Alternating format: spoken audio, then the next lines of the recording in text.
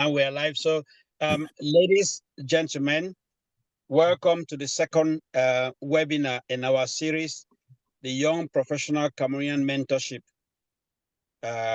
WhatsApp webinar. This is Chief Dr. Asa'ah. I am the head of the International Affairs at CamDocUK. It's a CamDocUK initiative as a net contribution in our series of discussions with the community. At the same time, while we are doing discussions on medical topics, it became obvious to us that it was also important to develop a discussion on supporting the young ones to get into the various careers. By supporting, we means essentially exposing to them which career avenues exist out there. So if you can imagine, over the last few months, parents will contact CamDocUK members and say, my son, my daughter is finishing A-levels. What advice would you have for careers for them? At the same time, we have the young graduates who just graduating, and it became obvious from conversation with them that there was a need to some sort of career guidance as to what is obtained out there. So CamDocUK conceived this initiative. What is it? What it is we're aiming to essentially expose to the Cameroonian community the range of careers that career lines that various Cameroonians are pursuing across the globe, including in Cameroon itself. So it's a very simple format. Every last Sunday of the month, we have a panel of 3 people who are been chosen through various ways. Sometimes these panelists would have been requested by the very the audience, our audience. Some people might say, have we got somebody to talk on this or that topic? So we choose from these suggestions 3 panelists who come on board. We had an inaugural session in June, and it was very well received. In June, we had somebody who worked in film production.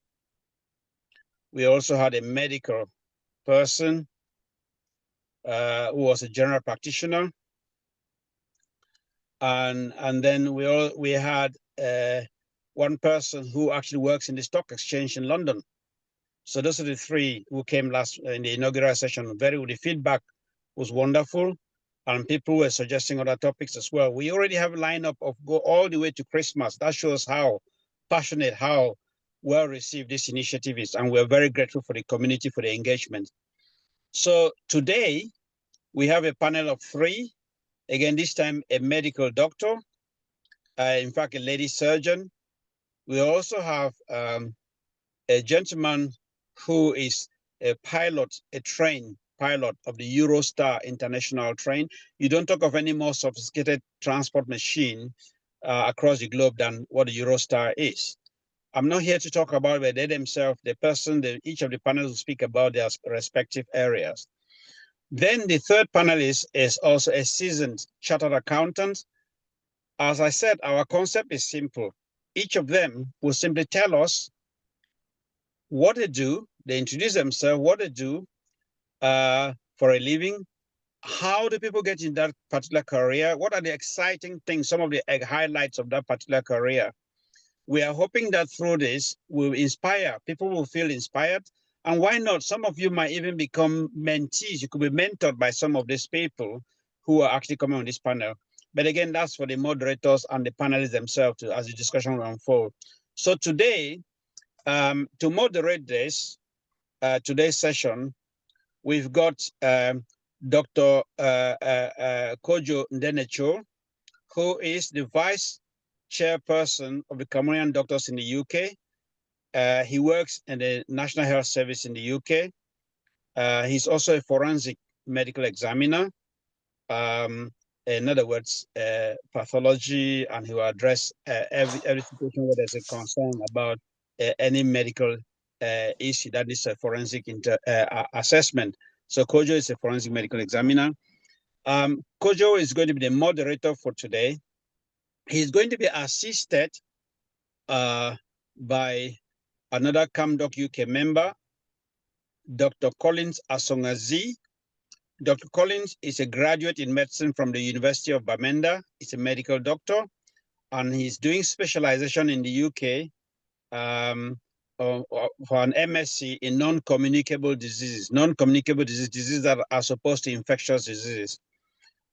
Meantime, he's also quality assurance and control intern placement at a company called Team Carita in the UK, which is a hospital at home company.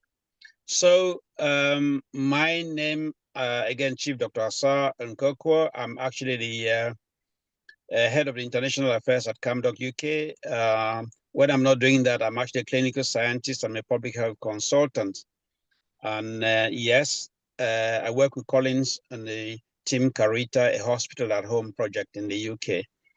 Now, I think at this point, I'm going to introduce the moderator, who in turn will introduce the panelists.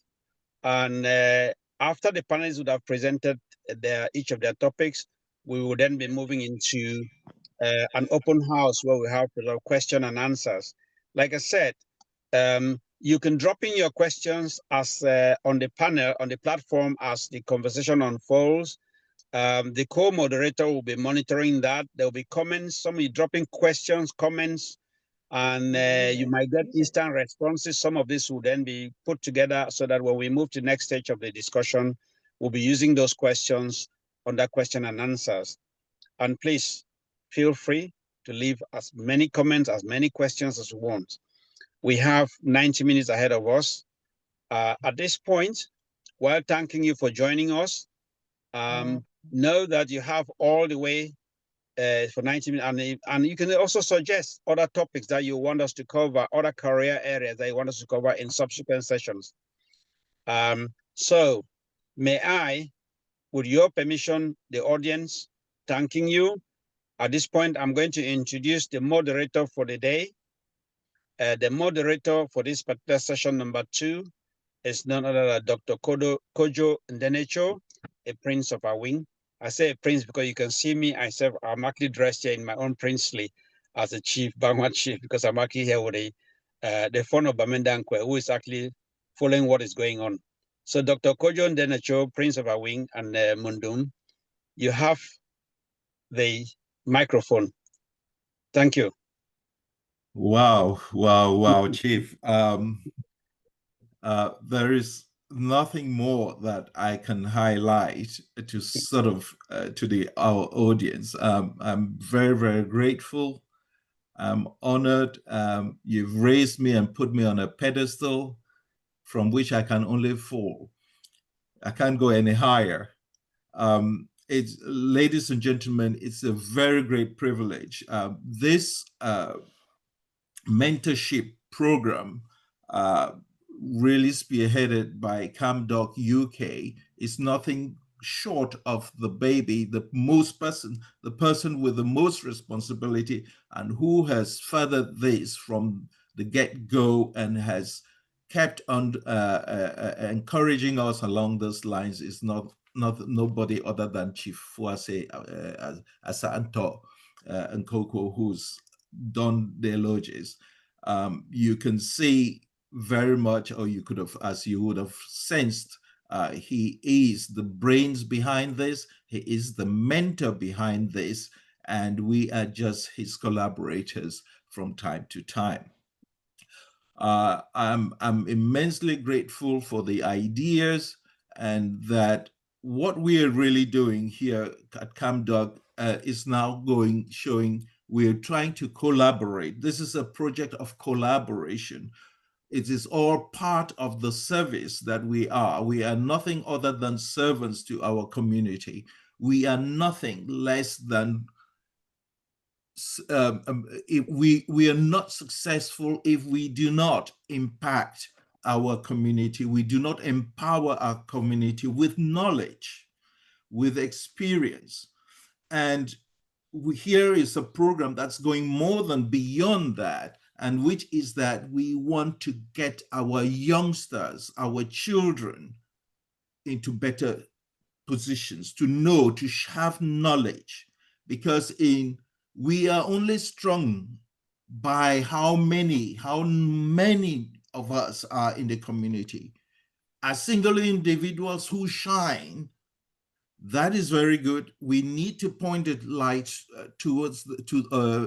on them and towards the community, that we have people who are fascinating, people who have achieved, who are making waves in their different careers, and such that their inspiration will be transmitted to all the younger ones who are coming. We are in a country which we are what we call minorities. But like minorities, we are quite aware of the fact that we do not have the same access to services, to knowledge, to work activities. But together we would see, and we were asking from all of our panelists here, who in their ways they have managed to make waves, and they would share their experience with us, and we would share this passion with the rest of the younger ones. Because when you come, we expect you to rise higher than we have been. And with that, I am really grateful to have today these three panelists who Dr. Eugenie Mempouo, who you see, she's a colleague of mine, and we share a lot. We've shared a lot. She's a specialist ENT surgeon and mom. And after doing all these introductions, I would still want all of the panelists to introduce themselves. Yeah, she's going to be talking to us about her career as an ENT surgeon, someone who has worked, who's currently working here in the UK, in Sheffield, but has gone, her roots stem from Cameroon through Europe in Italy, and then to the UK. Interestingly, I share that same pathway. The other panelists who we're going to have is going to be nobody other than, and they've been introduced already by Chief Asa'ah, but John Ongoum is here. When we talk, he's the person. When we use the word, they say a train driver, you notice we would refer to him as a trained pilot. This person who you would hear is a fascinating story, and how he's managed to do things despite what we would see as odds, to pilot the fastest machinery on land. And he's from Cameroon. He's here to inspire us, not only children of Cameroon, but children all over.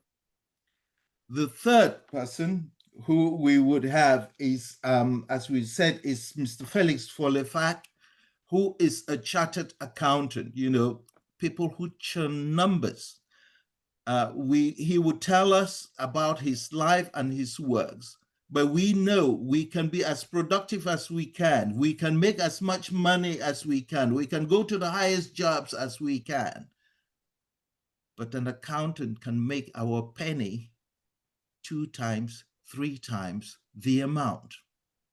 He can make us work a lot less, but being more productive. These are the inspiring 3 stories that we were going to be having today. And as we said, in the background, we are assisted. I am just the face, but I'm going to be assisted by Dr. Collins Asongazie, who has already been introduced, and whose hand is up. For those who are looking at the screen, he's the one who is highlighting whose hand is up. And you know, you can see that bright face of youth, of optimism, and that that we in our wee lives losing some of it, but you can see people with energy. Chief did say, I am a forensic medical examiner. I am also a medical examiner. They sound like two words, one with an F there, and then the medical examiner. A forensic medical examiner generally tends to work with the medicine and the law and the police. So things that surround it. So the good things, and there's some grim things around that. And a medical examiner, which I do.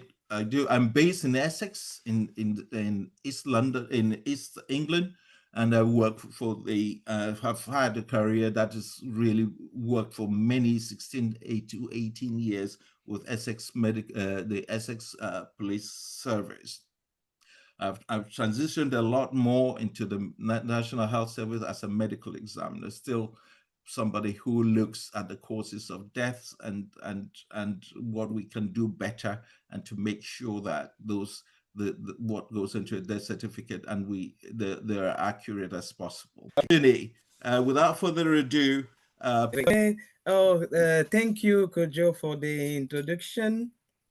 And good evening, everyone. As Kojo said, I'm Dr. Eugenie Mempouo, ENT specialist at the Sheffield Teaching Hospital. I'm also a CamDoc membership secretary.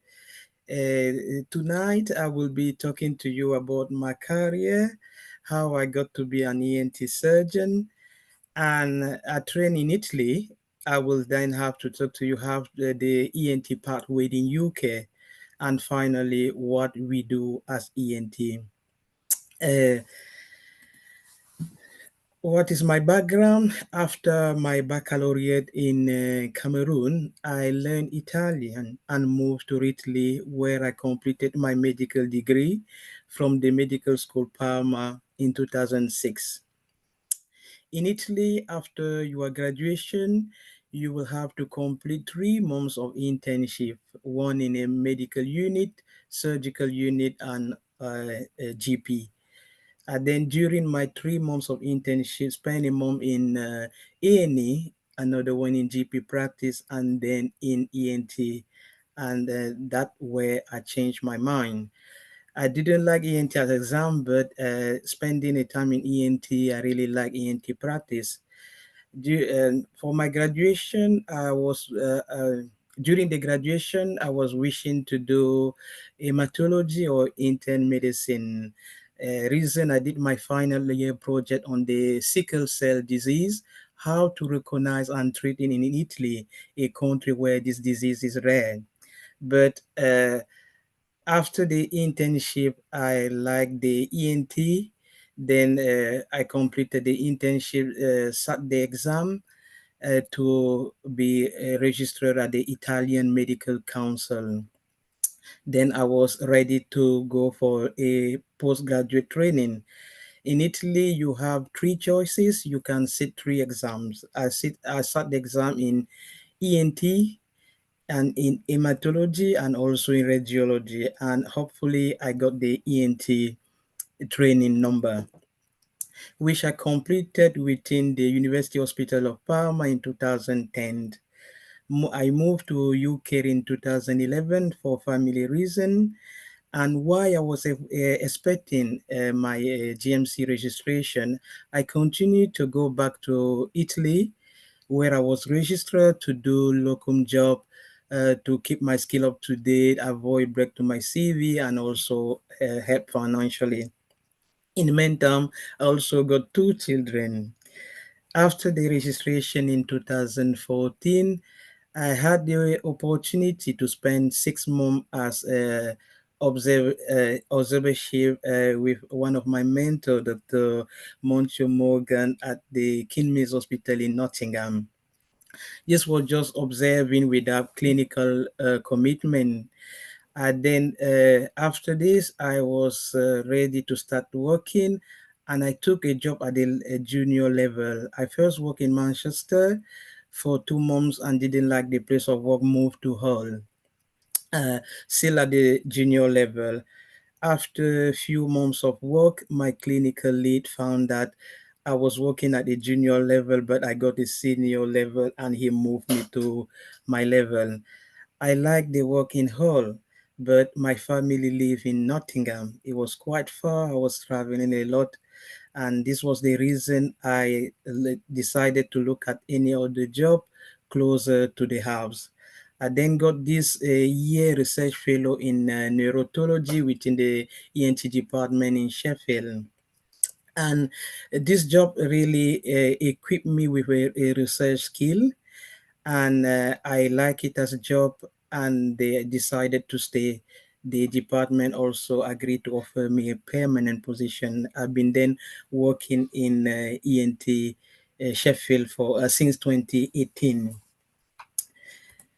Uh, During this time, I've been doing some extra curriculum. I completed a fellowship diploma in lateral school-based surgery at the Ramaya University of Applied Science in Bangalore in India back in 2019, and then a master in audiovestibular medicine at the Sapienza University of Rome in 2021. I'm actually doing a PhD and in the study of the validity, responsiveness and sensitivity of the wearable sensor for full risk assessment in older adults with vestibular disorder at the Sheffield Alam Uni. It's all about study how we can use these body worn sensors to test the older adult risk of fall and prevent them from falling over. What about UK? To become ENT in UK, after completing your medical degree in about 4 to 6 years, you will have to complete 2 years of foundation training. At the first year, you have a provisional license. Then at the second, you will now have a definitive license to practice. After the foundation year, you are free to take any road. And if you like to do ENT, you will have to complete 2 years of core surgical training with at least 6 months in ENT, another months in plastic surgery, in general surgery, and any other specialty of anesthesiology or any other. At the end of the core surgical training, you will now seek the exam, and which is the MRC in ENT, and you are ready to apply for the training. You will start the training at the ST3 level and complete 6 years. After the training, you are ready to go for a consultant job.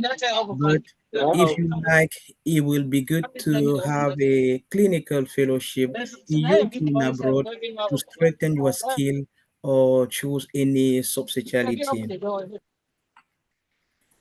What we as ENT doctor we do, as I say, ENT is ear, nose, and throat, or otorhinolaryngology as called.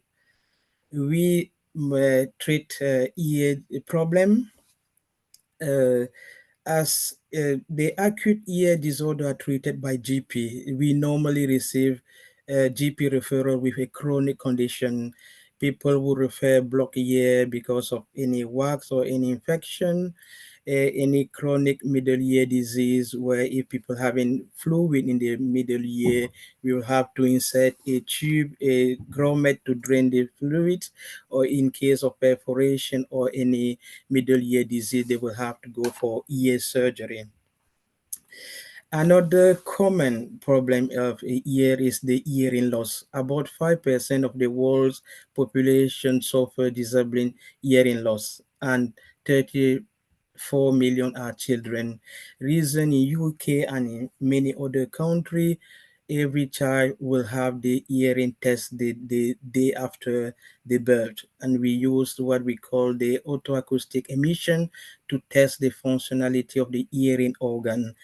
As if the child doesn't hear, he will not talk.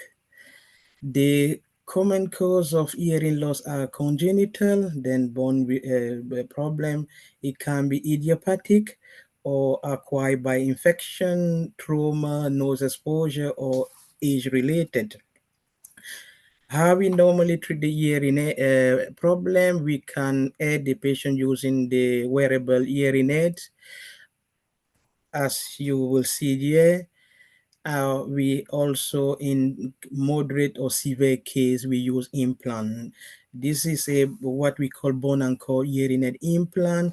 We insert this implant we will insert the implant on the mastoid. It's totally implantable, and you will have there that microphone on top of the implant to help to get the sound amplified and improve patient hearing.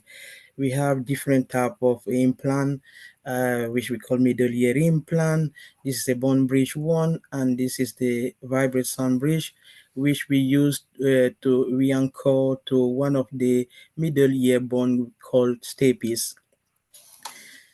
In case of profound or even dead ears, we use the cochlear implant, which is just this electronic device is inserted to the hearing organ to be able to replace the hearing organ which is not working. Is generally it can be congenital, caused by meningitis, and also some syndrome like people born deaf and blind. Another ear disorder is the dizziness. Is a quite lifespan disease. People, children or other adults suffering dizziness will report a lot of falls. Reason you will see the baby falling, crying, or the old lady with the walking stick. Middle age suffering dizziness will have lot of day of sick because they can't function, they can't drive. Reason is quite is a common and quite a disabling condition. Third condition is the tinnitus, which is is the perception of the internal sound without any external sound. People will be telling you, I'm having ringing in my ear, buzzing, whistling, roaring, crackling. It can be pulsating. Most of tinnitus are idiopathic, and some can also be noise induced related, or some related to any ear disease. We manage that with sound therapy, which is other than is not only by giving external sound to mask the internal sound and help the patient to live with the tinnitus.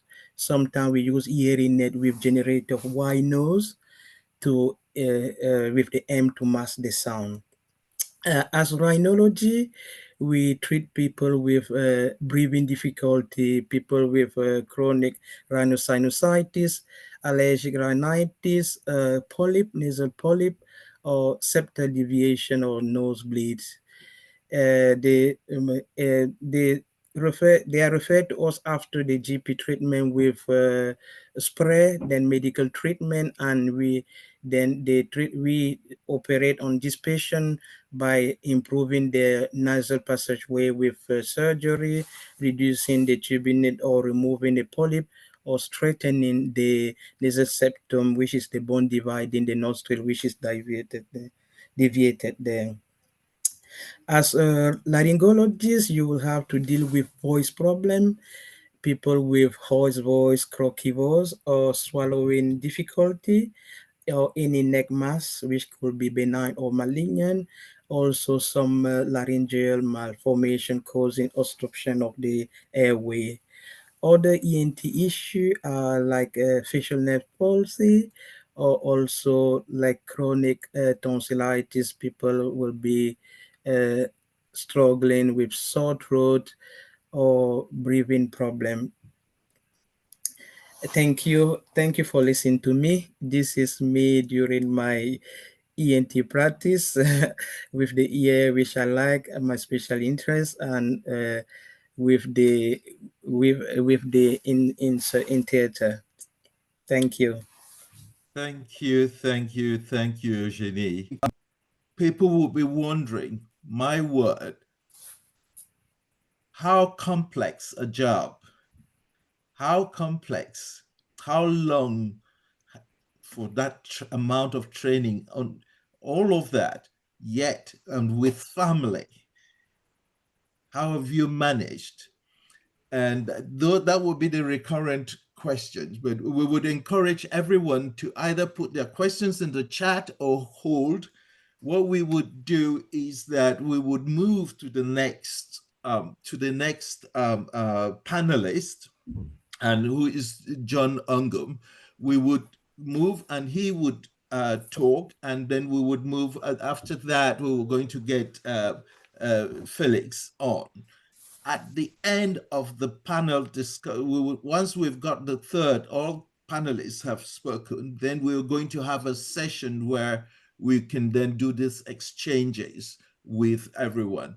The reason for squeezing and going, as we said, is to recover with time. And so without wasting any more time, I'm going to just once more talk about John, and John will do the job better himself. Our next panelist is Mr. John Ongoum. He is a fascinating personality, very unassuming when you see him and when he's talking, but wow, what he's accomplished is phenomenal, really, really stuff. John is an international trained driver. I call it an international trained pilot with Eurostar for the last 10 years. His journey from getting into this country, or from getting into Europe to where he is him to unravel. I wouldn't do the spoiler. John has got a master's degree in railway operation management from the University of Glasgow, and he's a member of the Institution of Railway Operation, CIRO, by the acronym CIRO. Wow, and please don't mess up with John. He's a 4th Dan black belt in karate. John, without further ado, I leave the floor to you. Good evening, everyone. Yeah. Hope I will live to this presentation, to this introduction. And yes, my name is John Ongoum, and I'm an international train driver. International because we cross border, so we're going from country to country. And based in the UK, for Eurostar, is a train company that go to France, Belgium, Netherlands, and Germany. So welcome everyone, and I will try to talk to you about this unique but very exciting career that I have, which has a lot of responsibility, but also numerous benefits. And you will learn here how to get there,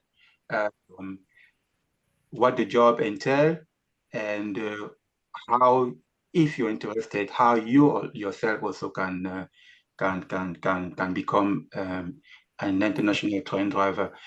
In the opposite to what this forum is about inspiring the young, which it is, but this career also can be for anybody.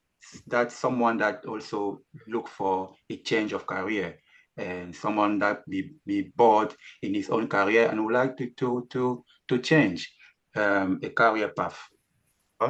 Yeah, Eurostar is the pinnacle of European travel.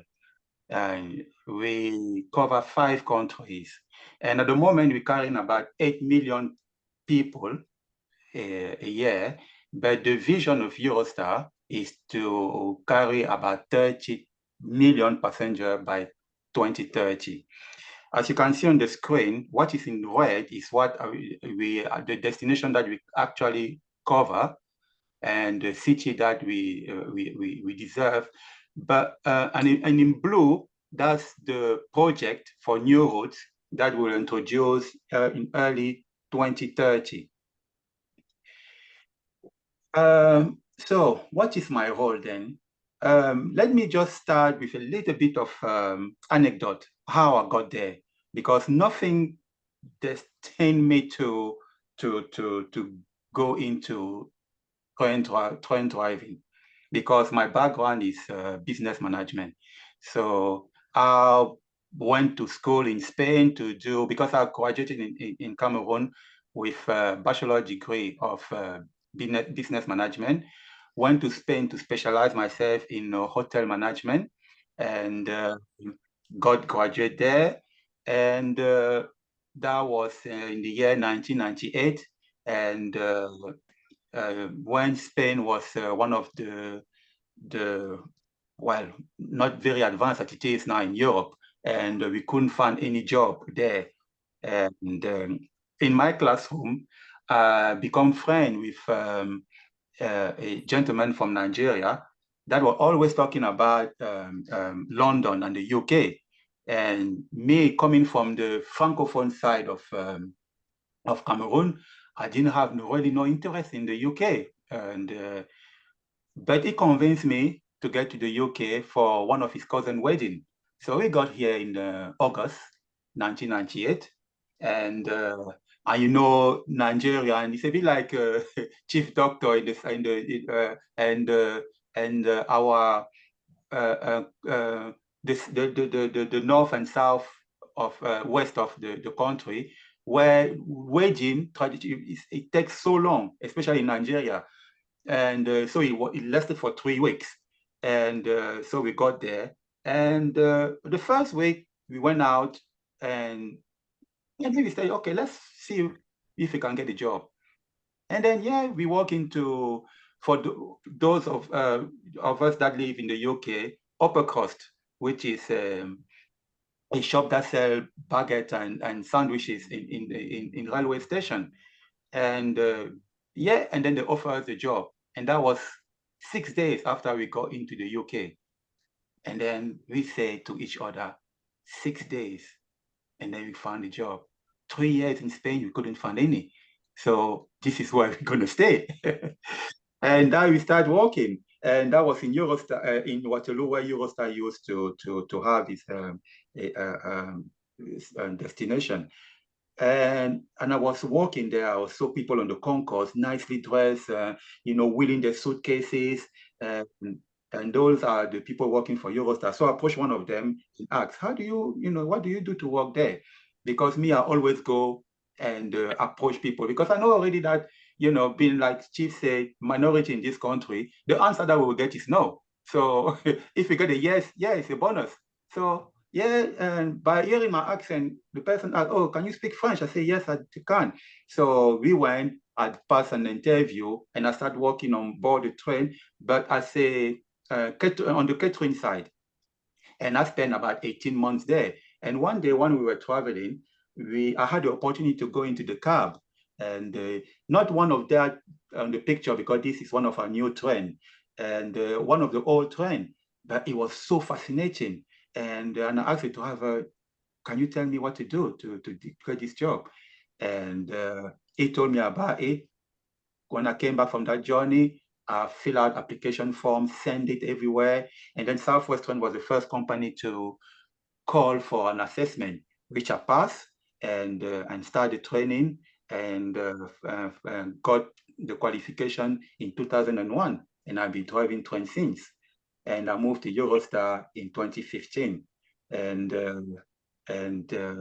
yeah, and the rest is what I'm trying to expose to you guys. So my role is operating on those international routes that we cover, in those 5 countries. And I have to manage the speed of the train, and respect the time, and also take care of the passenger that I have. And the crucial part of it is about responding to emergency, and swiftly and effectively, because I have 800, 900 people behind me, so I have to ensure the safety, and also of the people, the safety of the crew that I have with me. Also, one part of the job is to monitor all the systems, which are if you go into more technical, it's about the air system and the electricity. So I have to monitor that so for the train to run smoothly and efficiently, and also adhere to regulation. And it's like driving a car. We have rules that we need to adhere. And opposite to the car, we are not allowed to speed, to go above the speed. Those trains have a black box, a recording device that record every single thing that we do, every button that I press, you know, even if I move on the chair, he records it, because he have what they call a dead man pedal. So the train need to feel that I'm still alive. Because if it feels that, you know, I'm not responding to the alarm he sent to me, it will come to a stop. So that's what it is. So what do we need to become a train driver then? We need to possess those soft skills, which are attention to details, communication, which are very important, because we're doing what we call a safety critical job. So communication needs to be concise and understood properly. And that's why effective communication is one of the key skills that you need to possess. Also, the ability of solving problems and working also as a team, because it's not just me on the train. I have train managers, and I have the catering people on board also, and you've got the control center and all people on the platform, and also working together with me. The technical ability is to have a lady, because the new trainer is filled with computers all over the place. So we need to have that technological proficiency to understand what is going on, and to obey safety procedure. And the language skill also, is because it's also a relevant skill to have. But it doesn't really matter, because when you get in, they're going to be trained with the French language, but it's to be fluent in English is a prerequisite, and a level B1 in French is required, because opposite to the airline, where English is a common language there, we have to speak French when we go to France and Belgium, because that's the language that's the main language there that is spoken. And for experience and certification, for Eurostar, you need to be a qualified train driver with a minimum of 3 years of experience, a clean license, and proven safety record. Those are essential.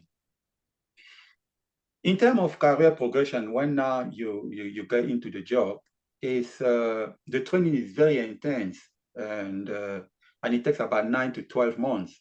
And on top of that, we have 6 months that are spent in France to learn French. And for the career growth, when you become now an international train driver, you start with domestic first, because those trains are very complex, especially the signaling system is very complex, that when you finish you start with rules. First of all, you start with HS1 rule, which are the rules that apply in the UK. And then you learn the type of train that you're going to need to drive. And then you become a domestic driver. Domestic because you just stay in the UK. You're not going abroad at that time. The reason being, you need to get used to the train. Those trains are 400 meters long. So it's a quarter of a mile. So you can imagine when it's fully loaded, the load of that.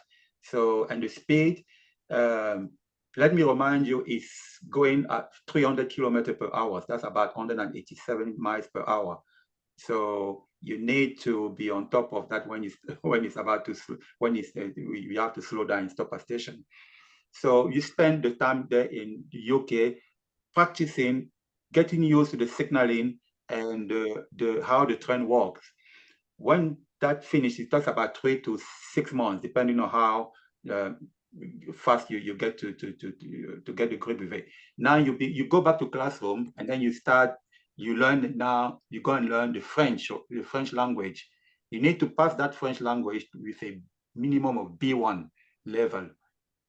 And then now you become an international SNCF, that's for French only, because you have the only now drive to France only.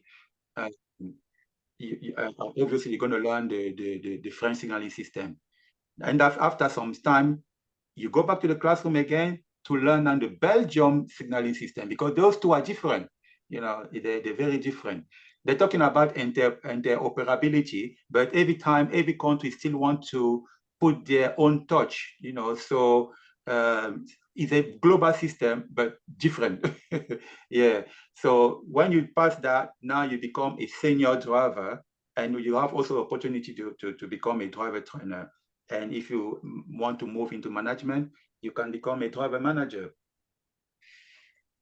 Now, after that, you know, the environment and the lifestyle of an international train driver is not a 9 to 5 type of job. It's a 24/7 job with shift that cover days, night, early evening. You're working on weekends, bank holiday, Christmas. Okay, Eurostar doesn't carry passengers during Christmas, but we drivers still work at the depot because the train still has to be maintained and be brought back to the station for the 26th to start the service again. And as the job also, I mean, you got regular travel to France, to Belgium, where you experience all those culture. And the job also entails sometimes that we sleep over, so we can drive one of the last service from the UK to France or Belgium, and then you sleep over there, and then you bring back the first train in the following day. This is me during my break in Paris, having an Orangina and very lovely sunshine, you know, and so those are the rewards of the jobs. One of the rewards, and you got that international exposure, and then you're very well respected in on that job. Because I remember when I was a Southwest train driver, people were always pointing the finger at me. Oh, I pay your wages, but you're always on strike and those type of things. But now when I become a train driver, and I thought, well, an international train driver, and when people was asking, what do you do? I said, oh, I drive train. The Eurostar one. Oh, really? Oh, how is it? You know, the perception changes.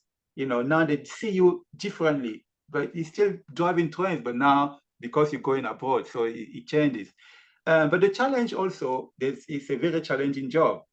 Like I said earlier, the responsibility of it, 900 people when the train is full. And then you need to maintain constantly, you know, a high concentration, which is hard. You can imagine for a journey of 2.5 hours, and you get assessed regularly about, you know, your memory, your rules, your traction, and then you got language certification every so often, and then also overcome public misconception. Like I say, they think the train driver is always there pushing buttons and levers, which is not. And Eurostar also, for our community, is a good company to work for because it's very inclusive. So it's a very multicultural environment. Last time I checked, Eurostar, there's about 97 nationality working for Eurostar. But when I joined, we were just 3 Black drivers. Me at the first African. There was a guy from Jamaica and one for Barbados. So the Barbados guy is already in retirement. I joined them, the company committee for diversity and inclusion, and then we work, you know, a lot to bring all, you know, to bring people for the minority introduced into the job. Now we are 7 Black drivers, African, another Cameroonian, and a lady from Ivory Coast. And so it's a work in progress because it's 70 of us. So 7, I would say, is about what, 5–10%, but you know, it's already there compared to what it was before. And so we keep going. It's still a work in progress. So if you, I know a lot of you now say, yes, it's okay, but you know, how much do we earn? And so this is it. When you start training, I know it's it's nothing near to you know, when you're a doctor or surgeon like you know, Dr. Eugenie, but for a job that doesn't require, I mean, 8 years after A level, and I think it's well paid. So you start your salary with that amount, and when you qualify as a senior, and one of the perks of the job also is that we work 35 hours a week, and we have 5 weeks holidays. 5 weeks holidays. With when you start, you got 10 floating days, and then the more you stay, the more you get there. I think it's about 20 days when you reach 15 years experience, and on top of that, you got a good pension scheme. And it's well known that the railway pension scheme is one of the best in the country. And you have discounted travel for you and your family, and it is very supportive workplace. Now, if that appeal to you, and you want to follow the path that I have followed, so this is what you need to do. So in terms of education and age requirement, you need to be a minimum of 20 years of age, and have a minimum of a high school diploma to thinking about starting that journey. And you also, because when I started, I came into that, it was a lot of jargon, which I didn't have a clue of what they were talking about. So, and to have an understanding, if you come from outside the industry, you can have hand-on apprenticeship. You know, you participate in apprenticeship or internship to gain some experience about the industry. You can go to training or continuous development. And even I'm a member of the CIRO, which is a Charter Institute for Railways Operation, where they do courses with diploma, degree, bachelor degree in railways operation, and then you learn.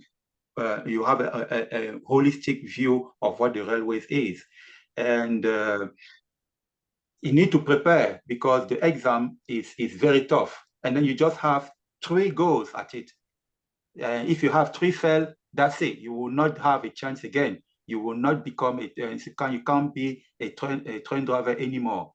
It's a national database, so every time you do, it goes in a national database and it's recorded. And so if you fail 3 times, that's it. So you need to prepare it as it goes to prepare an exam to when you prepare for your doctorate, for example, for your PhD. So for that, you need to acquire some training material and those tests are psychometric. So it tests your memory, your concentration, your hand coordination, hand and feet coordination.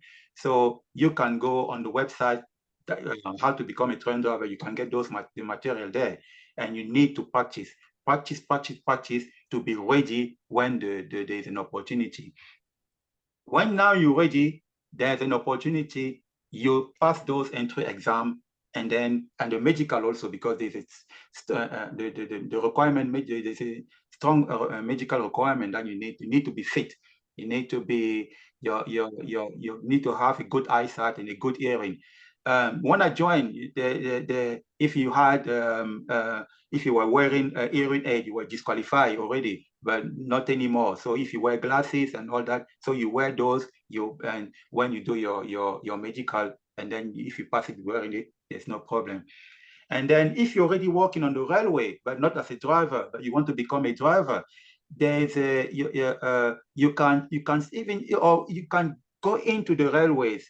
No, but not as a driver. You can get in as a customer service, working on the barrier in the ticket office, and then you start your progression there slowly, and until you can become a train driver. It's a good career. It's not, never thought of become a train driver, but it's something that I will recommend everybody to do. We work 187 days a year, so the rest is a straight time. So you can even go, you can even have another activity on the side. I remember when I started working, I said, oh, this free time. So, and I started doing, learning about plumbing.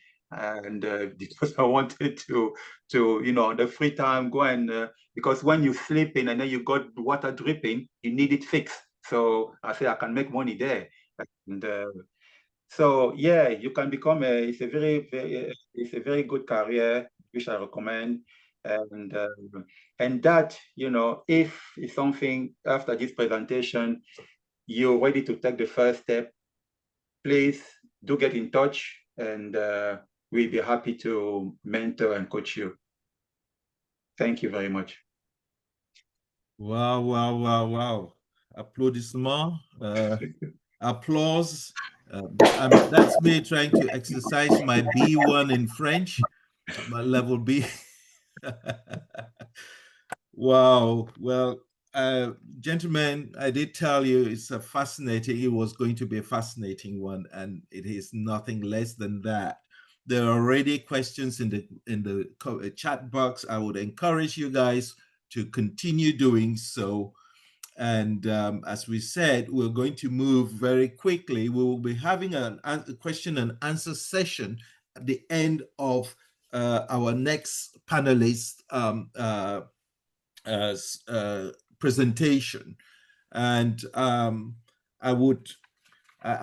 here to present to you Mr.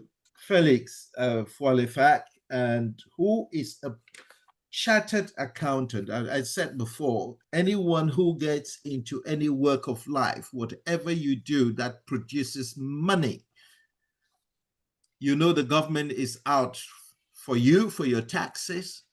And if you produce and you're not wise in how to spend and invest that money, well, Felix is going to tell us why. And the number crunchers, but he is here to help us. It's a very important career. So John is a chartered accountant with practicing certificate, a fellow of the Association of Chartered Certified Accountants, the FCCA, and a member of the Chartered Institute of Personnel and Development. He also holds an MBA from the Harriet Ward University, combining strong financial, strategic, and operational expertise. So you see his forehead, it is full of knowledge. Felix, the floor is yours. Thanks so much, Dr. Kojo. I really appreciate that intro. I want to welcome everyone. I'm sorry I didn't have slides for today, but I don't think my presentation will be any less impactful, hopefully. Absolutely. So in terms of the outline, I was going to talk briefly about myself, who I am. I'm also going to talk about what accountants do. I also then move on to explain how to get into accountancy, and then also talk about the highs and lows of the career. I also want to just indicate what sort of earning potentials accountants have. And lastly, how I may be of help for those who are considering working in that industry. So in terms of myself, I'm Felix Fualefac. As introduced, I am a UK qualified accountant with a practicing certificate since 2005. And I say practicing certificate because there are so many rogue accountants in the UK. Unlike the medical professions, for example, anybody can hold up to practice as an accountant in the UK and do taxes. And I say this particularly because I get a lot of my clients coming to me when they've gone through very bad experiences with some dodgy accountants, as I call them, not qualified, not regulated, because if they are not regulated, they literally can do anything. In as much as they're able to market for services and get business in, they're able to charge fees. And then again, most times I get issues with those sort of people dealing with people's finances and making some significant errors. So be very careful when you are instructing an accountant to do any work for you. So yeah, so back to my history. I came from Cameroon. Given that all of us are from Cameroonian background, I think it's helpful to say that I started my accounting qualifications in Cameroon. I moved to the UK in 2004 to write my final accountancy examinations, which I completed in the summer of that year, and I became a chartered accountant in 2005. Now, accountants are in various dimensions. Maybe I should probably, talk about what I do today. So, as Dr. Kojo kindly presented, my specialism goes beyond accountancy and tax. I'm also a qualified HR practitioner in the UK, but let me focus on the tax and the accounting element. So I currently run a practice, Felix & Co accountants, where I help small businesses maximize income or maximize profit and minimize taxes legally, I must say, because ultimately you want to take advantage of the laws in the UK and really make sure you are claiming all sorts of expenses that can be claimed to reduce your taxes. In fact, it may interest you to know that UK has one of the most extensive tax legislation. I think the UK tax laws are more than 20,000 pages.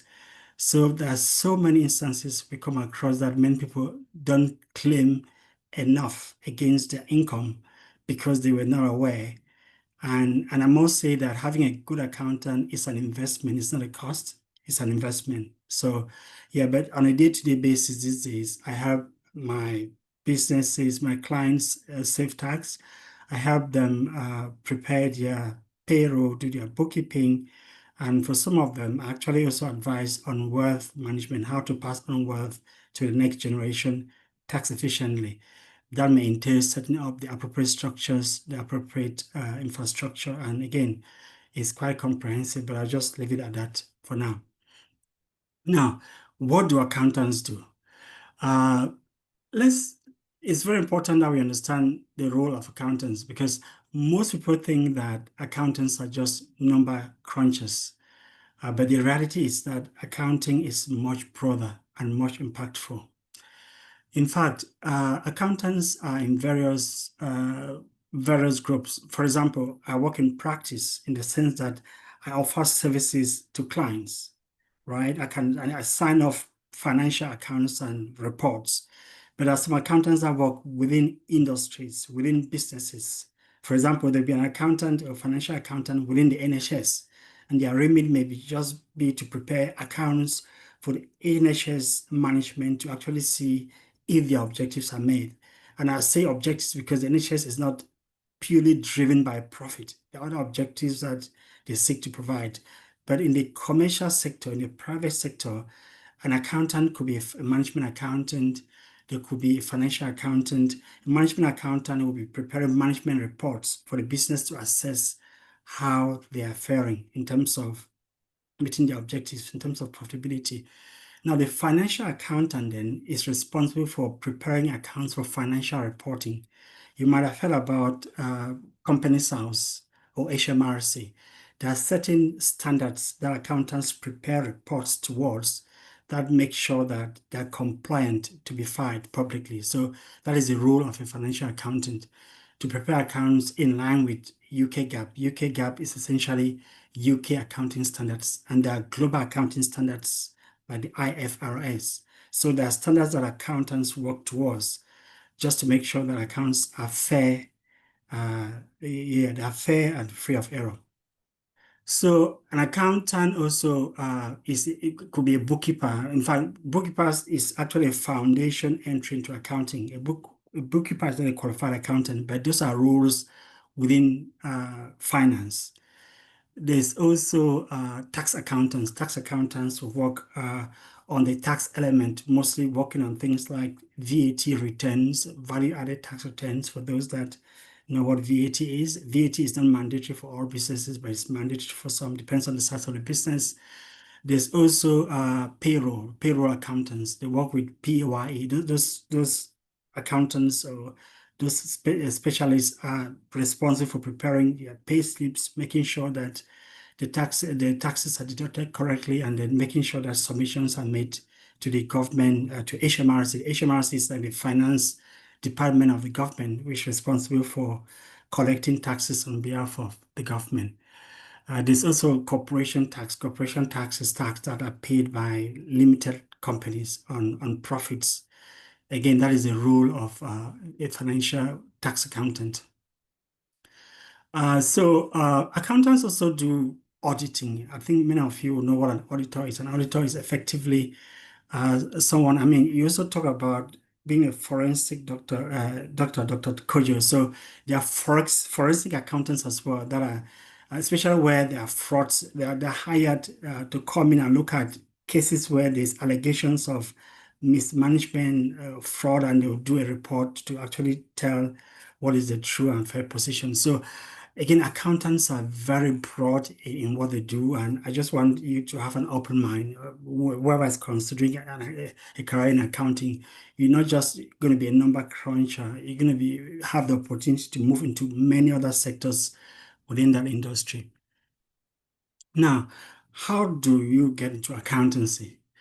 Now, one of the great things about accounting is that it's open to everyone, from school leavers to graduates to career changers and to even professionals. I've seen professional lawyers that retrain to be qualified accountants. So there are various options you've got to enter into accountancy. Now for school leavers, there's an association of accounting technicians. So it's like an entry-level position that is ideal for those without any prior experience. Normally, you can train as an associate and then enroll into one of the higher qualifications within accountancy. I'm talking about higher qualifications within accountancy. There are three main accountancy bodies in the UK.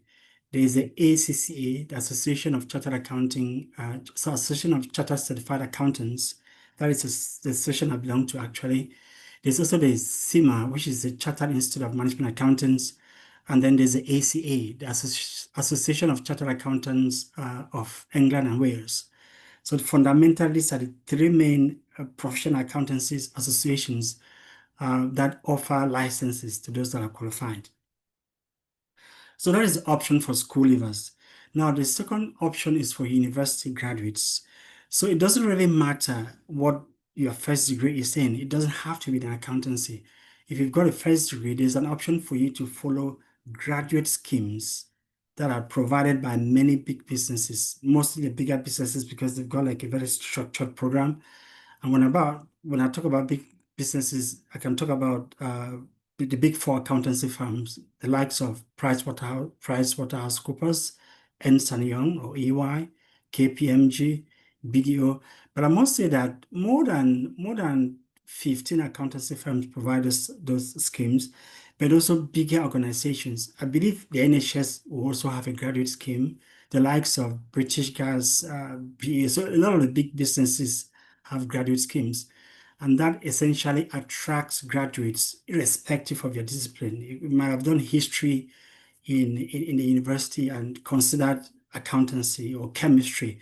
In fact, people with diverse first degree backgrounds are instrumental. For example, if you did chemistry in your first degree and you happen to qualify as an auditor, if you are auditing a refinery, for example, that may mean that your skills in chemistry will actually help you understanding elements of the finances of that business. That could be an asset. So don't be dissuaded by the fact that I don't have a first degree in accountancy to get into a graduate scheme. So the graduate schemes will normally admit entrants, they train them typically over a period of 2 to 4 years. And most of those schemes will also enroll the graduate into a professional accountancy qualification so that you're actually working, making money, and then being trained. So it's a win-win in any case. And then at the end of it, you become a qualified accountant, and you can choose then to obviously be progressed within that business or move out of the business into other companies you may choose to work for. So that was university graduates. Then career changers. As my fellow speaker John indicated, you don't necessarily, anyone who wants to be a train driver could move careers into that sector. Similarly with accountancy, if you're dedicated, you're committed, you really see the future into accountancy, you can actually switch jobs. And this is mostly, again, through taking one of the examinations through one of the bodies. I mentioned the Association of Accountancy Technicians as entry level, and then one of the key professional bodies, the ACCA, CIMA, and the ACA, as senior level qualifications that people can aspire to. And I've seen people train or learn towards these qualifications part-time, on the side, part-time. There are so many options to study.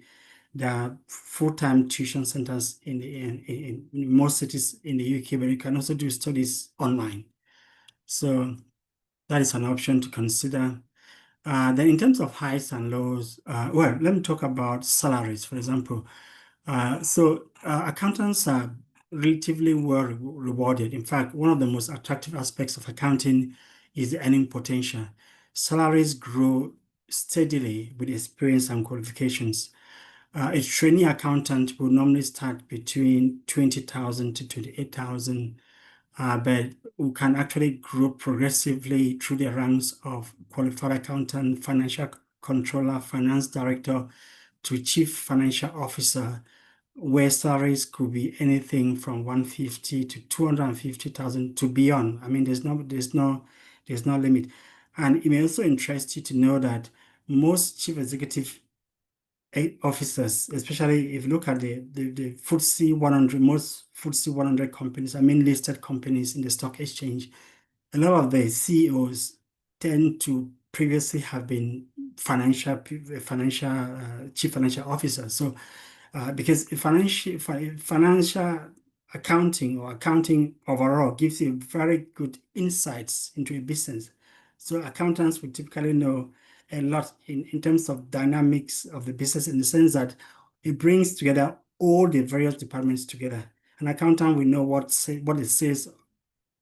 happening with sales, what is happening with marketing, what the impact of marketing initiatives on the profitability of the business. So accountants hold very strong position within the companies, which is why a lot of them progress to senior levels and become chief executive officers. So again, very rewarding overall, but it takes time. You just need to be patient, work hard, and then follow the course. In terms of highs and lows, I mean, the beauty of being an accountant, as I said, is the fact that you have excellent job security. You have very high earning potential. There's global recognition. For example, as a qualified accountant, as an ACCA myself, I can easily migrate to Canada, to America, and it will be very easy for those organizations, for those systems to understand the extent of my qualification and to easily get a job. I mean, I trained in Cameroon and I moved, just like myself, a lot of my other colleagues that we train in Cameroon together, a lot of them have very senior positions globally, including multinational organizations like the UN, WHO, with very fantastic pay packages. So that is an element of the career choice. There's also the ability to specialize in various aspects, again, from tax to audit to forensic accounting to corporate finance, into elements of the stock exchange as well.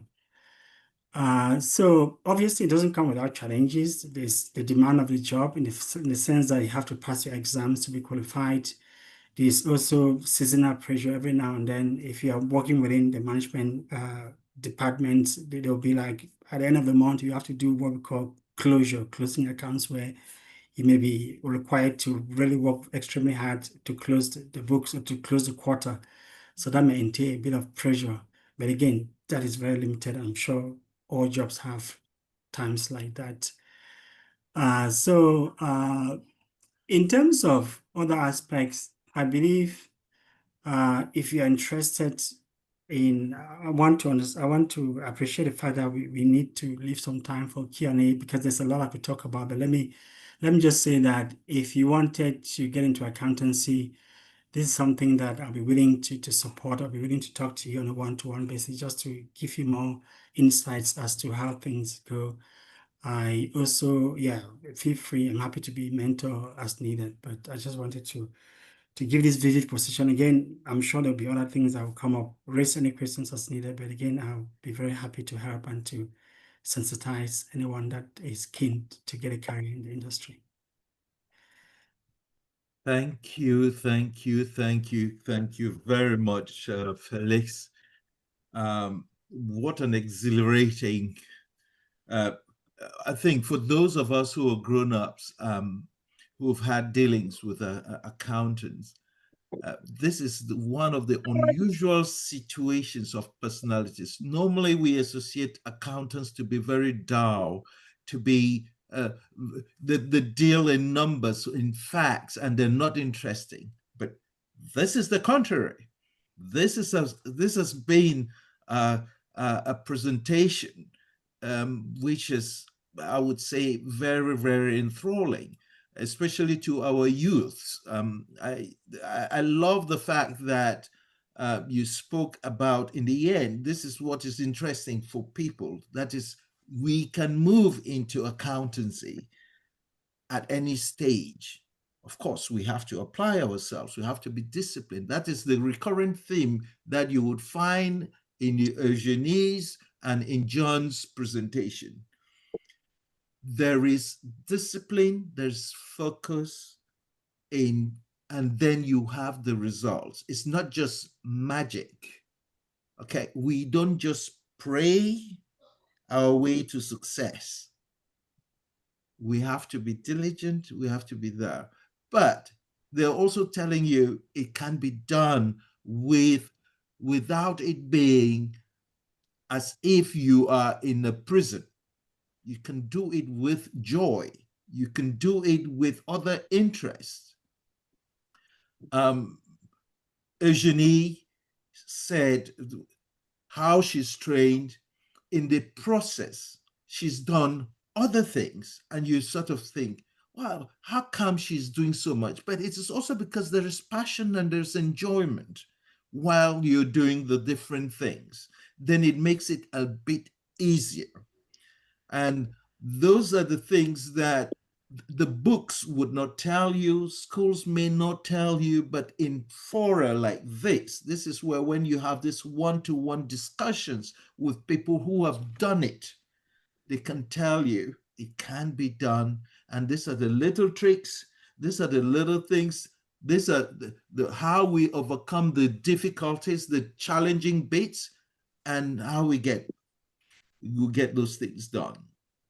So, John, Eugenie, and Felix, thank you all very much. Our youngsters, it's the floor is open. There have been lots of questions in the chat box. I would call on Collins to mention some of them. I can also see John has been answering some of the questions. Some of them we would bring up, even if they have been answered, because they are quite of interest, and it's very important that others hear about them. For the moment, Collins, can you just give an idea of what's happening in the chat box? Yes. First, I also want to acknowledge that the chairperson of CamDocUK is around. She's been there. I know at one point she will want to say hello. I know so. Yeah. But just to dive back, we've had many feedback. First, they are really thanking the speakers. So one question from Julian, who has really been very active during this session. Julian was trying to find out, or he wants to know, if as a train driver, are you alone in your cabin? So maybe John, you can still answer that question to the hearing of everyone. Yes, yes, John. That was one of the questions I was really I noticed, and John, I think it's of very, very much interest for you to just speak to the wider audience about that and the other little ramifications as well. Yes, we alone on the in the cab to drive the train. I'm alone, but I'm not alone on the in the train. So the crew, because there's a specific regulation about the tunnel, the channel tunnel. As you know, there's a long tunnel under the channel C that join the UK to the continent. The UK is an island, so then there's a channel that's been built under the sea. Yeah, I was saying that there's a very strict regulation about train going through the tunnel. It's built, the higher depth is 50 meters below the seabed. So if you imagine that if there's a fire underneath there, the floor will just collapse. So there's a very strong, we need myself as a driver, two train managers because the length of the train, and then also the catering people on board the train are, some of them are safety critical trained, and that means that they will assist us in case of evacuation or emergency, and they need two of them. So there's a minimum of 5. But driving the train, in fact, I'm just alone in the cab to do it. I hope that answers your question, Julian. Yeah, I think Yes, that is. Yes, and I would just add, because we spoke before this, John, in the UK, it's not necessary to have an extra person, whereas in the continent, they do have an extra driver, either maybe in the cabin or somewhere, just who can take over. Is that correct, John? Just one driver that drive both ways, they go and back.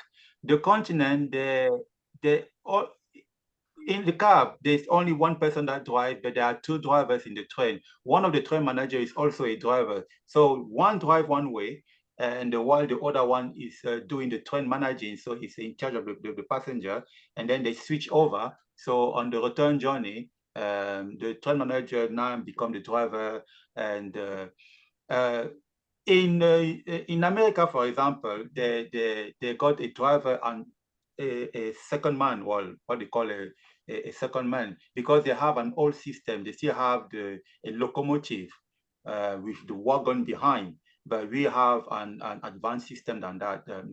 So we have so we don't need two people there, really. Yeah. Okay. Yeah. One of the few things we do better than the Americans. There we go. Okay, we have another interesting question. Dr. Eugenie, this is for you. So there is a question from Larry. She's asking that for cases of recurring tonsillitis, is tonsillectomy often recommended?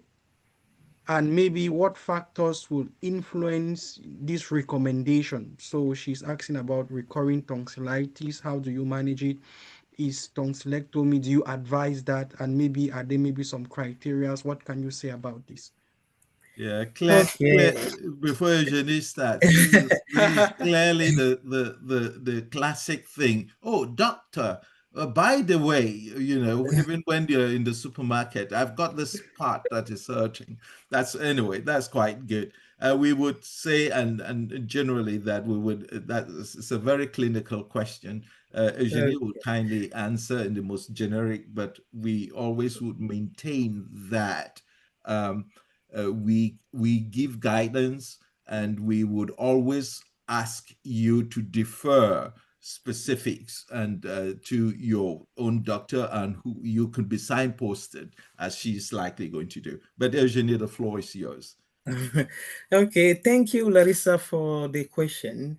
Yes, when you have recurrent tonsillectomy, and your GP, you will talk to your GP, who will probably been treating you with oral antibiotic, and if the tonsillitis recur, they send you to the ENT specialist. And in UK, we have a guideline. You should have at least 7 tonsillectomy requiring oral antibiotic per year, or 5 each year for the 2 consecutive years. Then will be the indication for the tonsillectomy. But because before going ahead with tonsillectomy, we have to look at your risk factor. People adult are more high risk compared to children. One of the risks is the bleeding. People with tonsillectomy has a high risk of bleeding, and the airway is just really close to your. This is just the oropharynx. You have the laryngopharynx, where if in case of bleeding, we can lose control, a part of losing blood, also how you breathe, and then lost the patient. Then before the tonsillectomy, if you fit in the criteria, you will have to do a pre-op assessment, making sure that you don't have all the comorbidity, especially the bleeding. And if you fit the criteria, why not the tonsillectomy is in, and you wish the tonsillectomy is indicated. Depend how severe they are, how they're affecting your lifestyle. If you're having, like, you're not you are up sick all the time, it's affecting you, then we will go ahead with the tonsillectomy. But if you're having few episodes, and we can control with oral antibiotic, we will advise you to keep your tonsil. I hope I answer your question. You short it, and in a very, very, very simple way that everyone can understand. So thank you very much. So still looking at the chat box, what we find is just maybe vote of thanks from so many people. And there is this one that I want to highlight, Lao. He's all the way from Gabon, and what he's saying is that he has been so inspired from this webinar, such that he wants to copy and maybe begin something in Gabon, to start inspiring people. They are thanking Mr. Felix and all the others. So at least we're happy to see people really appreciating this. So maybe I'll give the floor back to Kojo. Maybe there are some people who just want to ask direct, maybe some things that Kojo wants to highlight, then it's okay. We can carry on like that. As you see, people endorsing, and a lot of appreciation and endorsement for this initiative. As we said at the beginning, we CamDoc, which is the Cameroonian Doctors Association here in the United Kingdom, we've been doing lots of webinars on health issues and with the community and beyond. It's not just about limiting ourselves to the Cameroonian community, but friends of Cameroonians and anybody. The whole idea is the one of empowering. Knowledge is empowering. It is very powerful when you know what to do, because our people can be outside systems where they don't know the rights from the left, the wrongs, and from the good things, or they believe that certain things are just beyond them. And you would have heard as John as well as Felix said, the thing is, there has to be that, you notice for both of them, the curiosity, the wanting to explore, not just feeling that there is that ceiling, that everything is beyond, just the curiosity. After all, what is wrong? John said when he came to the United Kingdom and went in and then saw those people dressed up, and he says, well, I would just ask. So When you ask, then you can have more. But when we have more knowledge, like we are doing here, it stimulates the mind. It is not only applicable on this subject, but on other things that you do in life. So we're also saying it is not impossible, and that once we start having examples of people up there, it emboldens us, it emboldens our children, and we have to grow as a community. And I'm very appreciative here when we see our brother or child from Gabon looking at this and thinking, wow, this is something, it is telling us, it's reinforcing us, it is very rewarding to know that, yes, the idea is a noble one and is transmissible. We are because you are. Yeah. Okay. Ubuntu. Yes. Very, very famous word. We are because you are. I would just ask, I would just make another remark about something that is the synergy of things there, especially because we're dealing with young people who, young or not so young, who still want to get into jobs. There is the mention of apprenticeship schemes in both jobs, in what John was saying and in what Felix said. It is very, very important. And I would say this because one of the things about going into university, or into a lot of training, is that you come out with a lot of debt. You come out with a lot of debt as you're going in. It's 9,000 to 15,000 pounds a year. Okay, it's low interest debt, and I wouldn't say we should be frightened about going into it, because if the government gives you the loan to do it, just do it, and then later on you will pay at a lower rate. However, the specific thing about apprenticeships is this one, that you learn on the job and you are paid. It relieves family pressure. It keeps you you already start earning, you start investing in your pension. It's a lot of benefit that goes with it. And I would get Felix to talk about it a little bit more. Sure, thanks, Dr. Kojo. I'm pleased you've actually highlighted that, because that is what I tell a lot of young people, especially those that want to get into finance. Because I mean, I've got so many life experiences. I believe one of our neighbor where I used to live 3 years ago, the daughter left a high school and went into a training program, an apprenticeship program with Grant Thornton. So Grant Thornton is one of the top 10 accountancy firms. So within 3 years, she had qualified as chartered accountant. So she had been paid, I think she started on around 22,000. So within 3 years, she had qualified as chartered accountant, and she was an associate manager. And to be transparent, I think her salary had grown from around 22,000 to 36,000 within 3 years. Now compare that to her friends that might have left the high school and gone into university. By the time they graduated, this compared to this young lady, they'll be starting on average salaries for university leavers, especially then, will have been between 20,000 to 23,000 maximum. So you're comparing 23,000 against 36,000. In addition, they have the work experience. They have all the trainings they've done internally in terms of how to do presentations, how to network, and all of that.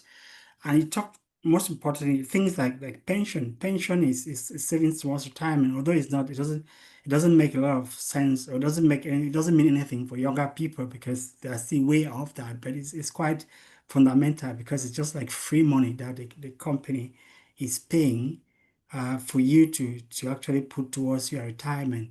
So there are a lot of benefits. I tell you, many young people who want to go into finance to consider apprenticeships or graduate schemes.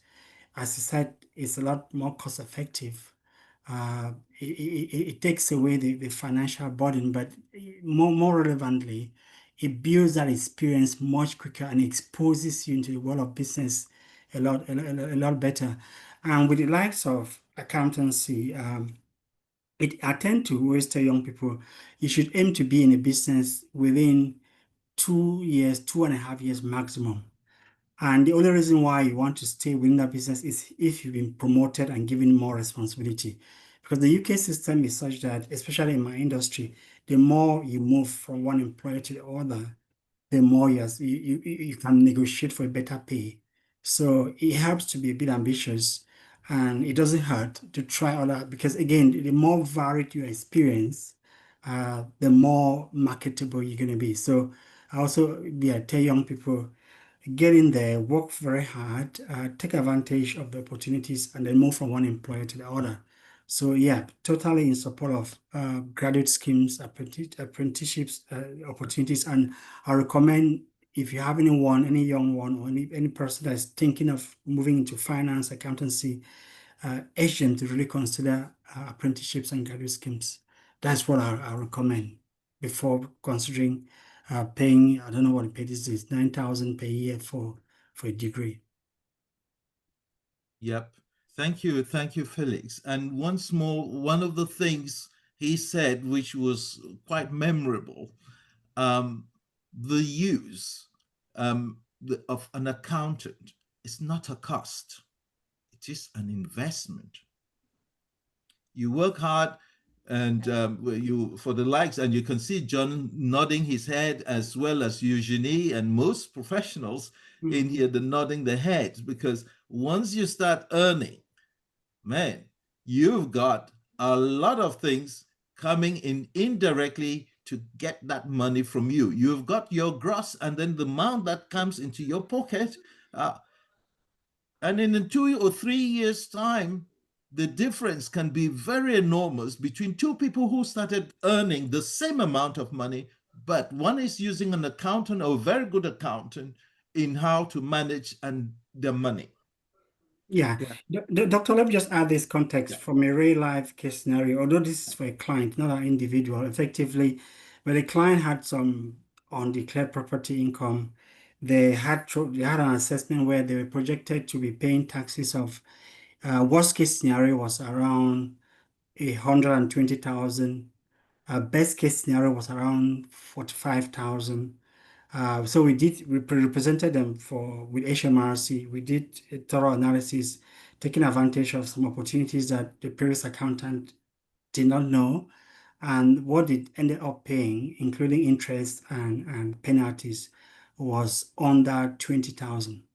Wow. So you can imagine the impact that can be. So it's always important to talk to the right people. And I think within the community, I've been fortunate, and I appreciate the trust I've been given by quite a few people within our community to help them.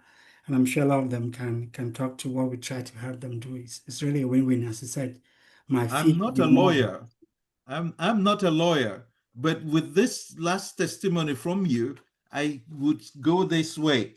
I rest my case, my lord, as they would say in court. Okay, that's fantastic. Please, we are running out of time also. Yes. Linda has not said a word, and Julian. I think Julian, is important that we hear from Julian. You know, when he came in, he wanted the ear. So yes, I don't yes. know. Yeah. Julian, are you able to talk to us? Yes, I've been patiently listening, and I'm very happy to be here. I was thinking I went to the site CamDoc, but since I have the floor, I wanted to know if how can we have the program to know for the upcoming webinars, not to miss anything. And I also had a question that I left in the comment section about if there will be engineers, because I'm doing computer science studies, precisely system and database. If there will be engineers in the coming webinars. Thank you, Julian. I would answer, and Collins would follow up. Look, we as we promised, we are going, this is a project of collaboration, is of as well as of enlightenment, but it's mainly collaboration. As you can see here, we just have one doctor, and that's how it is going to be for the subsequent programs. It's never going to be more than one doctor. It's going to be a doctor and other professions there, and maybe even a panelist completely of non-doctors. We're going to do that. We're going to spread, and we've taken note, Julien, and we would get back. I know the list is full right through to September to December. I don't have it right under my hand, but I would be surprised if we do not have any engineers there. We would, just for the purposes, if you go onto the CamDoc website and you go on to this program is recorded and will be edited, and some versions will be there on our YouTube and other social media handles for future reference, so that it doesn't get lost. We're not going to keep this such a vital and interesting debate under the mattress. We are going to put it out there so that you can come and consult and it can be shared with everyone.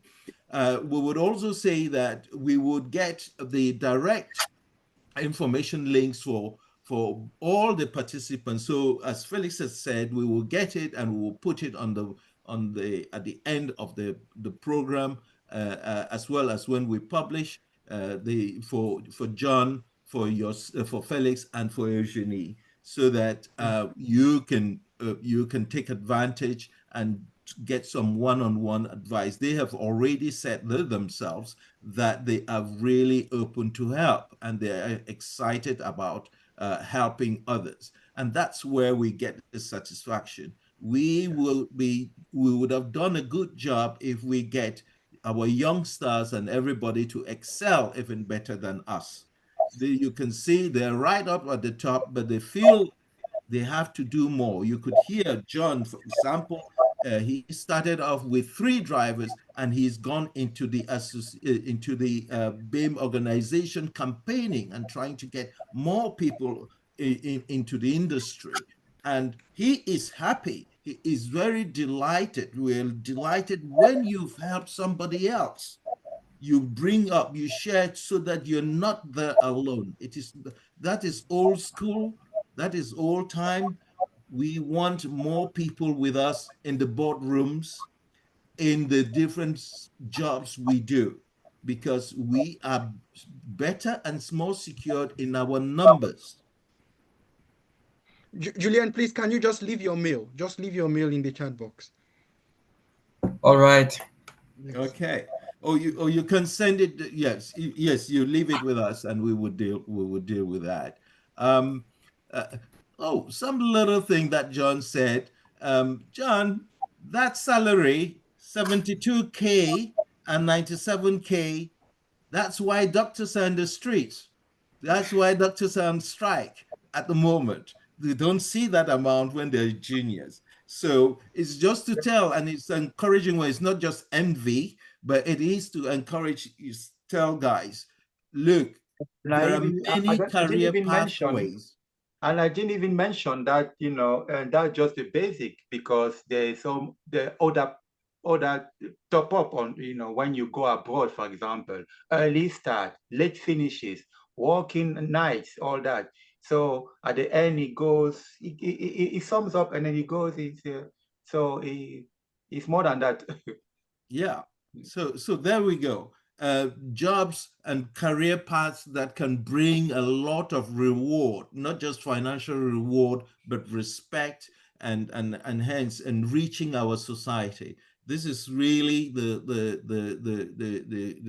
main things, and the whole idea of us delving into this this line of thought. And I cannot thank Chief Fualefac, who is the lead at CamDoc of International Affairs, and who came up with, due to popular requests, and that we've now going and we're investing in our youth as well. Any last questions or things from the panelists? Eugenie, will you have another word or anything? I know we are coming to a close so that we can wrap up. Yes, I think as you said and repeated, and we are happy to help our young, and we are just here to let you know that you can do everything you want. You just need the willing, and you just have to know that I think more you do, more you are passionate and you like to do. I know when you are at the degree level, it's just annoying, but when you start working, you will realize from what I said that after my graduation, even post training, I went for extra curriculum because you still want to continue to know or to be more respect.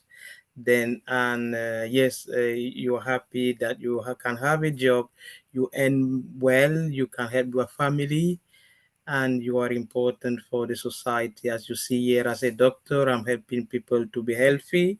John helping people to travel around the world, and Felix helping people to be financially stable. It's all about we helping you today, and you tomorrow you will be helping others. That this the spirit. Is more Thank you. rewarding than challenging. Yeah, thank you so Come much. to us and ask any question, and we are here to help. Yes. Dr. Linda Bello, who happens to be the chairperson of CamDocUK, is here in listening to us, and we'll be delighted for her to say a few words and of inspiration. She's at the helm of this organization, and we're forward thinking, and thanks to her leadership as well. Okay. Linda, are you there? Yes, I am. I am here. I'm Okay. currently at an airport, which is why I have not been able to be fully active in it. But I did hear most of the speakers, and all I can say is give thanks and gratitude to all of those who presented, Dr. Eugenie, John, Felix. It was really nice to hear all the different perspectives. I think there's a lot of background noise, so I don't want to take too long, but just to say thank you. Excellent moderation by all, and see you on the next one. Thank you very much. Are you traveling on the TGV? Are you traveling on Eurostar by any means? Eurostar. Should be. Yeah. Okay. Thank you very much. I know the line, it is the technical problem with the line rather than your voice. So Eugenie, you can stand down. We're not referring her to you for her voice. It is just a technical problem. With that, it is Kojo, maybe we can. I don't know if maybe John and Felix have a last word before you just close. That's correct. Yes, as we've done with Eugenie. Yeah. Let's go to Felix, and then we'll end up with John. Yeah. Well, I think just appreciating everyone who was able to join us today, and I really thank the Spirit. I thank CamDoc for bringing this opportunity. I think it's a wonderful initiative, and just encouraging whoever is listening to this to take advantage. We are here to help. We are here to transfer knowledge and to transfer, progress into the next generation. So please do take advantage. And yeah, thank you all. Okay, thank you. Thank you, Felix. Thank you so much. John. Yeah, and to echo what Dr. Eugenie and Felix said, we're here to help. Don't hesitate to reach out, and don't be afraid. It takes a lot of work and dedication, but you'll get there, and it's a rewarding career, whichever you choose to, and what you choose to do. So don't hesitate. Thank you. And thank you for this opportunity also, Dr. Kojo. Yeah, no, we thank all of you immensely. We thank you for taking your time and to be with us, and also for embracing this philosophy of transmitting and enriching our and inspiring our youth.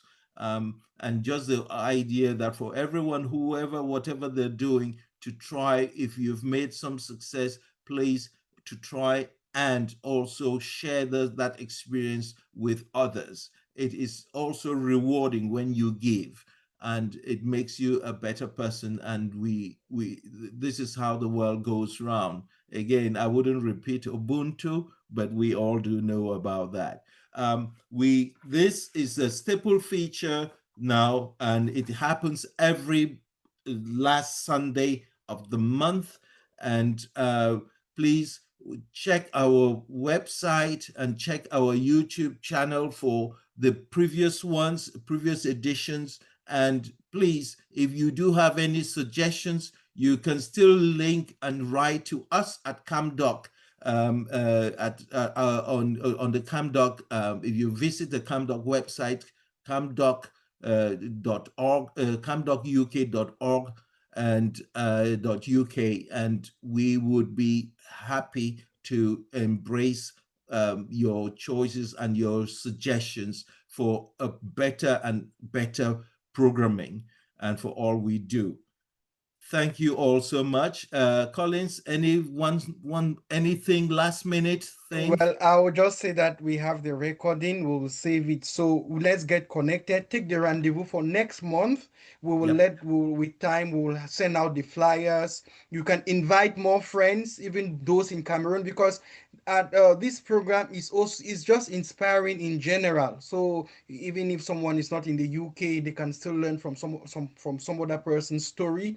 So we'll try to get this session. We'll try to get the recording safe. We are prepared for the next session. Try to send out the publicity. So hoping to see you all in our next session. Thank you so much, Kojo. Yeah, you're welcome. You're welcome. Yes, we're going to edit before we publish, such that so that it's nowadays there's competition with TikToks and the different things, and to have it in small bites. However, we cannot compete to do it in 1 minute sessions, but we're going to edit and make it such that you can reference from little pointers on the different, when you go to see the clip, you can choose snippets, and it will be things like John's advice or John talking and Felix talking and things like that. So once more, thank you all, ladies and gentlemen, and our youngsters. We hope we are heading in the right direction, and we hope you've taken some nuggets, some advice, some inspiration from our speakers and panelists. I have, for sure. I have been inspired. And have a good weekend, and see you, and enjoy whatever you're doing. Have a safe time and stay blessed.